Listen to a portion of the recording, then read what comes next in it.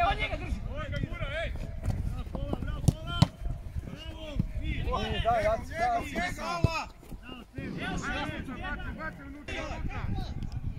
Čekaj, drci!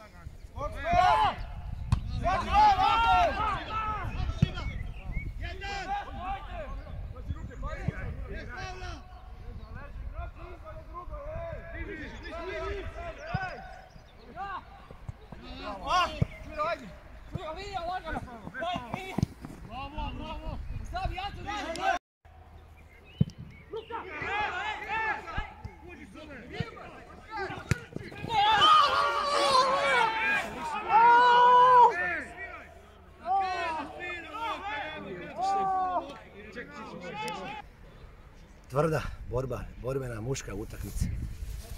Dobro smo krenuli utakmicu s puno energije i žara, međutim prekid.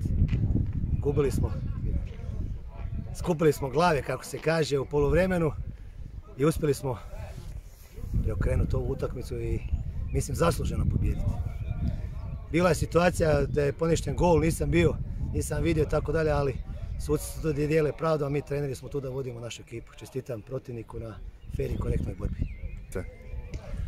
Pa, mogu reći da i mi, gostujuća ekipa, odigrala jednu jako kvalitetnu utakmicu u jednom zavidnom tempu.